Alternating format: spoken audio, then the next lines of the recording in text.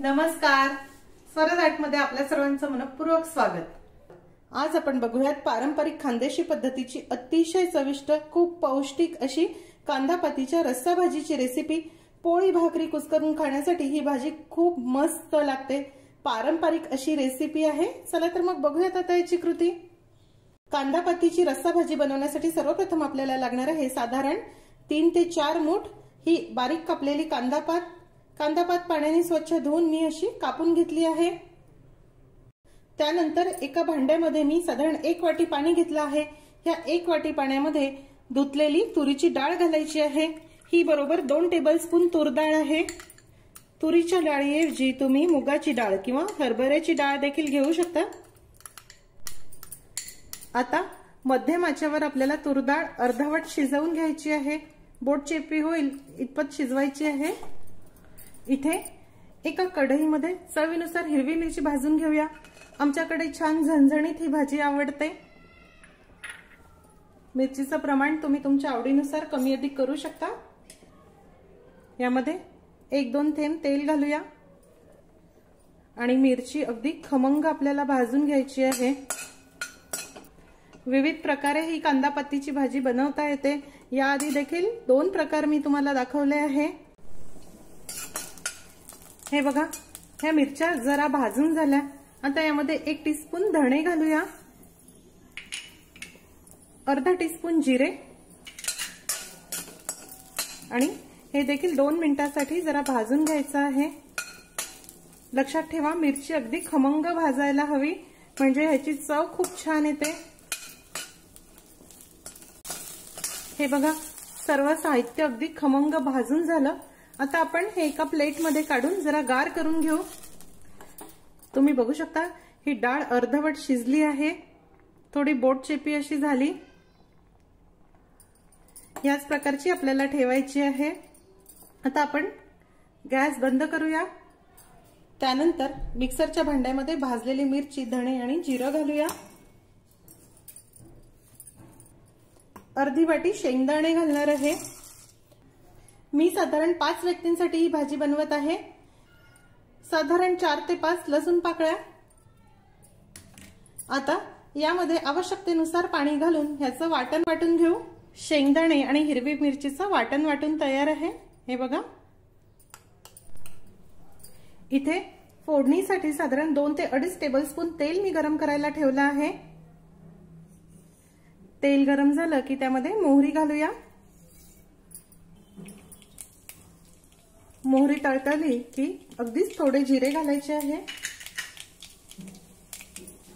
आता हे जे शेंगदाण्याचं वाटण आहे ते घालूया।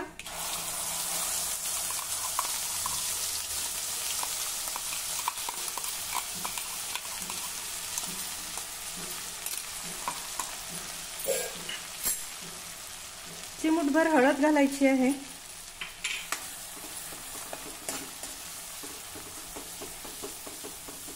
अगदी मंद आचेवर आपल्याला छान तेल सुटेपर्यंत हे वाटण परतून घ्यायचं आहे। संध्याकाळच्या वेळी वरण, भात, भाजी, पोळी असा संपूर्ण साग्र संगीत स्वयंपाकाचा कंटाळा आला असेल तर फक्त ही रस्सा भाजी आणि यामध्ये कुस्करून भाकरी किंवा पोळी तुम्ही खाऊ शकता। खूप मस्त लागते, किंवा अगदी गरमागरम भातावर देखील खायला ही भाजी छान लागते।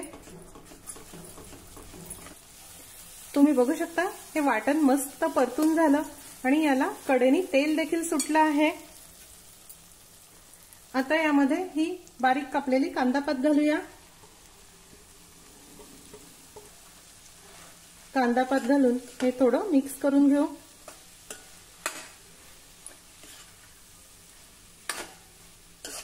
आता तेलावर या मसाल्यांसोबत ही कांदापात देखील आपल्याला जरा परतून घ्यायची आहे। कांदापात लगेच शिजते, त्याला शिजायला फार वेळ लागत नाही, त्यामुळे आधी मसाला परतून घ्यावा आणि नंतर कांदापात ही तेलावर नीट परतून घेणं गरजेचं आहे, तेव्हाच त्याचा उग्रपणा कमी होतो। गावाकडे तर जास्त जरट कांदापात असली तर ती थोडं उकळत्या पाण्यामधून काढतात, म्हणजे उग्रपणा कमी होतो। पण आता इथे शहरामध्ये छान कोवळी अशी कांदापात मिळते, त्यामुळे ती उकळत्या पाण्यातून काढायची आवश्यकता नाही। हे बघा झालंय हे आता परतून। आता आपण ही शिजवलेली डाळ यातील पाण्यासहच घालूया। वाटणाचं पाणी घालू आणि भाजी मिक्स करून घेऊया। आता यामध्ये आवश्यकतेनुसार पाणी घालायचं आहे। तुम्हाला ही भाजी किती पातळ किंवा किती दाट हवी त्यानुसार पाणी घाला। चवीनुसार मीठ घालूया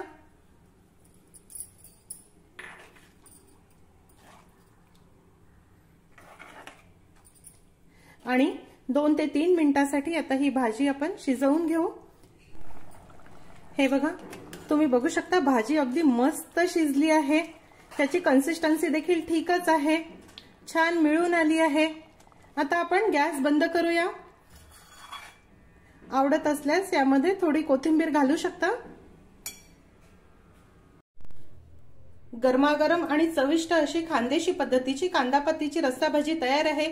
ही भाजी तुम्ही यामध्ये पोळी भाकरी कुस्करून खा किंवा गरमागरम भातावर खाऊन बघा, अप्रतिम अशी लागते। आज आपण बघूया डब्यासाठी खास गावाकडील पद्धतीची अतिशय चविष्ट खूप पौष्टिक अशी कांदापातीच्या सुक्या भाजीची रेसिपी अतिशय सोपी आहे आणि खूप चविष्ट आहे।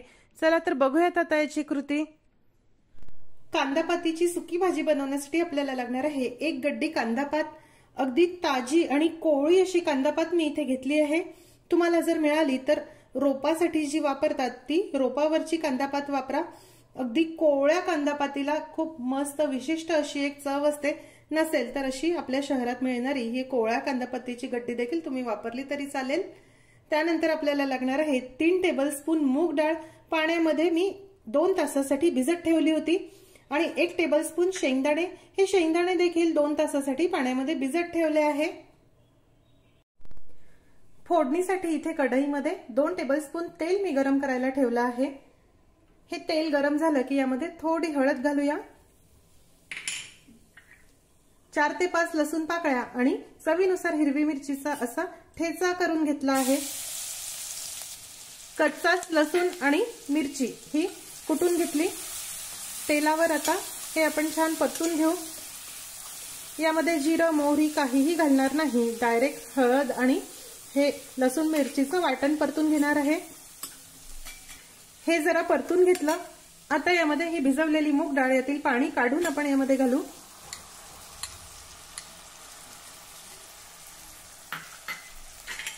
भिजवलेले शेंगदाणे देखील घालूया।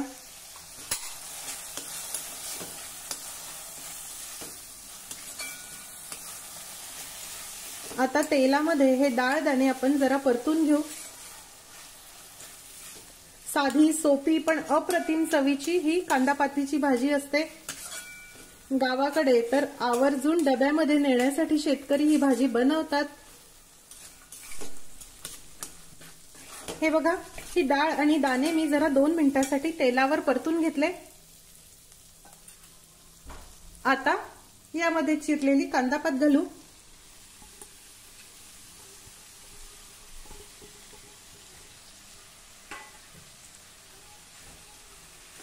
मध्यम आचेवर आता हे आपण छान परतून घेऊ।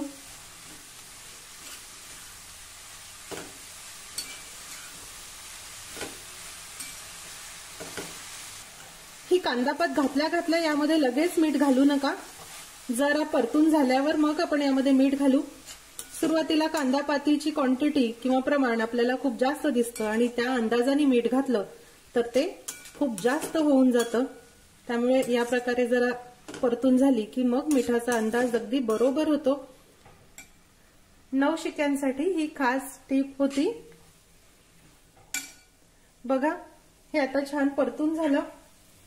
आता यामध्ये चवीनुसार मीठ घालूया।